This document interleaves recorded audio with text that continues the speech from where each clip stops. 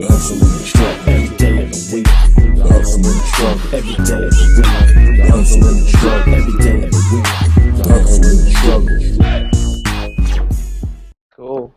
Welcome to the maiden voyage of the Hustle and the Struggle show.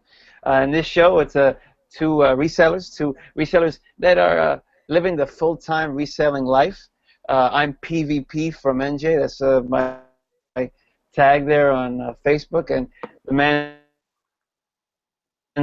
who's virtually sitting across from me is Jamison. Jamison, tell the people hello there. Hey, what's going on, guys? My name is Jamison. I am originally from St. Paul, Minnesota. I'm currently in Nashville, Tennessee, reselling full time. I'm mainly FBA, a little bit of eBay, just starting to get into the Kindle game, Craigslist, stuff like that. Just basically trying to learn just to stay ahead of the game, because reselling definitely changes every single day. And you definitely got to stay ahead of the curve if you want to stay successful. My name, like I said before, is PVP from NJ. I've been reselling full-time only for the last 7 months. I specialize mostly in, or maybe not specialize, but just focus much more on eBay. I'm sorry. I do some FBA, but my main focus is eBay, and definitely living the everyday hustle, the everyday struggle of this lifestyle. But it's something that I've wanted for so long, and personally, I'm feeling and I'm reaping the benefits of just working for myself. It's not all roses, but it's definitely it's been great for just my peace of mind and my everyday health for sure. I do want to say on this show, we do not claim to be gurus. We don't claim to be like killing it or crushing it or nothing like that. But hopefully we can go ahead. In us telling our story, you can go ahead and relate to us in the sense of that we, or if you're thinking about jumping into doing this full time, you can relate to kind of what we go through, and that's what we're going to be discussing. That's what we're going to be talking about. But once again, I just wanted to give a big shout out to the reselling community at large, the Green Room, to the Resellers Roundtable, to the Golden Finger Picker, to Dallas Moore. Honestly, and I'll be saying this a lot, but just personally, like their information has simply just changed my life really, in the sense of just choosing to do this. And I just wanted to give them a big shout out because they as well have also helped pave this road that Jamison and I are taking this venture on. In terms of like this YouTube vlog kind of audience, for resellers. So just wanted to give a big shout out to all of those guys for sure. Jamison, tell me, like what? And you said you specialize in FBA. Like, what are some sourcing tips? What are some things that we can go ahead and what are things that we do, things that you do in terms of your sourcing? Because you said before that FBA is definitely your main deal. So what are some tips that you use when you're sourcing for FBA? I guess some good tips I can start off. This is probably more of a beginner's tip, but I'm sure they probably heard this before, but keep scanning. I can't stress that enough. When I first started out, I scanned and scanned and scanned. I mean, thousands of items, and like literally would come up empty-handed or find one or two items. You just got to keep on scanning, just nonstop, and one day it's just gonna click for you, and things will start making sense, and you'll get into a groove. Every day is it's a learning process. It probably took me a good 4 or 5 months of just nonstop scanning before I actually started to understand it. I still am understanding it. I'm by no means an expert, but I'm learning every day. I'm growing every day. Yeah, scan. Do research, look what's popular, see what type of season we're in. Like for right now is we're mid-July, so back to school is coming soon. So look into school stuff, backpacks, school supplies. Look into making bundles. What else? After the school season wraps up, obviously people are going to start gearing down and getting ready for Christmas. That's obviously the biggest time of the year, and that's the most important. So if you are considering getting into FBA, I would jump in head first now so you can learn as much as you can before fourth quarter hits, because that's going to be your best opportunity to make the most money. Um, what else?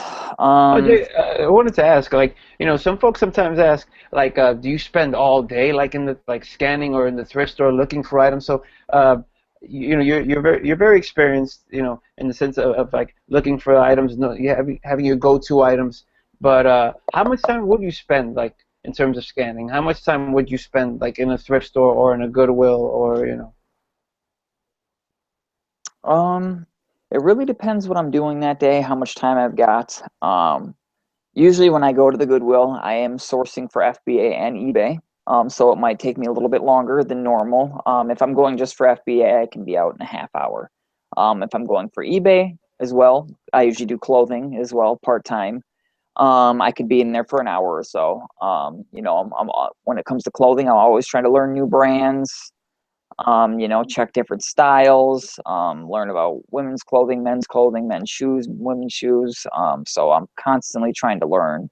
Um, I think that's one of the most important things that I love to do myself is every day make sure you're learning something, never stop learning. Because the day you stop learning is the day you let other people pass you up in this, in the reseller game or whatever you want to call it. Definitely.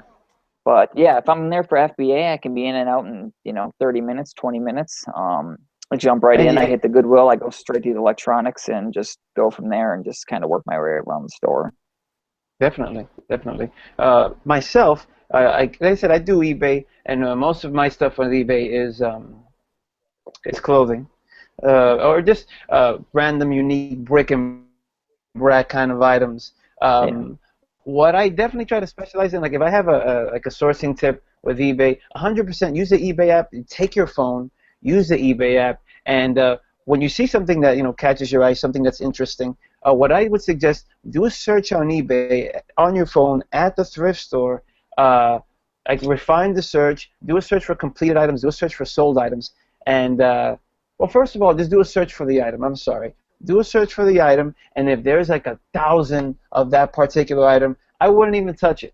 I wouldn't even touch it because you're going against all that competition for this one item. But let's say if you search for this one item, a particular like pattern that has a particular size, and there are hardly any sellers on it, that's the item that I would pick up. You're commanding the price at that point, and also you're the like one out of a few that has that one particular item. So I do that for everything that I'm sourcing, unless it's like bread and butter, like I know it's gonna sell item, like maybe like a pair of Doc Martens boots or something like that that I know is gonna move. Then I'll pick that up. But 9 times out of 10, when I'm sourcing, I'm going ahead and I'm looking for the items that there aren't many sellers selling that on eBay.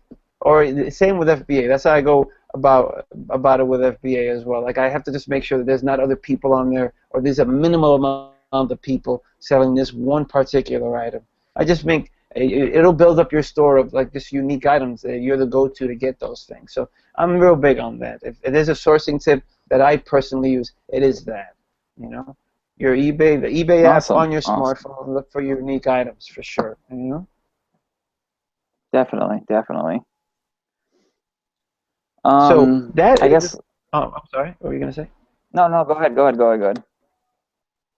So actually, no, that's all right. That's all right. So actually, that's gonna just about wrap it up for us for this first episode. I just wanted to give you a brief overview of who we are, and once again, our intention with the show is to talk about full-time reseller life, also other entrepreneurial ventures, opportunities that may present themselves. Because we don't reselling is a big part of our lives, and that's the kind of where our heart lies, and that's what we do every day. But we are not closed to other entrepreneurial ventures, whether they be private label or Amazon, Kindle, I mean, or ACX or any of these other things. We're doing a podcast, a blog. We're not close to these things, so we will be discussing that down the pike. But comment, like, subscribe if you want to see something or hear something specific from us. We'll be more than happy to go ahead and take that and bring it to you.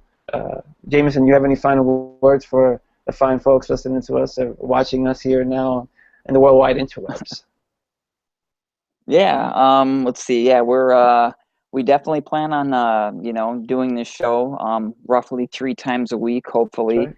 And each time, you know, we're going to talk about different tips, different things. If you guys have any questions, comments, concerns, if you think we absolutely suck, let us know. Let us know how we can do better. That's right. Yeah, you know, just any type of tips that, you know, that we could do to improve. Obviously, there's room for improvement in just about anybody's life. If you've got questions on any certain thing, any certain products, we're going to share, you know, our journey. We're going to share our struggles, some things that we're lacking in, and we're just going to, you know, basically just go, you know, show everything and just teach you guys everything that we're learning along the way. And hopefully you guys, you know, you enjoy our journey. I think that's it for right now. We definitely will be doing this as a regular basis, and we'll definitely see you guys again. That's right. Well, thank you everyone for watching this, and I hope that this information finds you in a good place. Definitely. Hustle and struggle.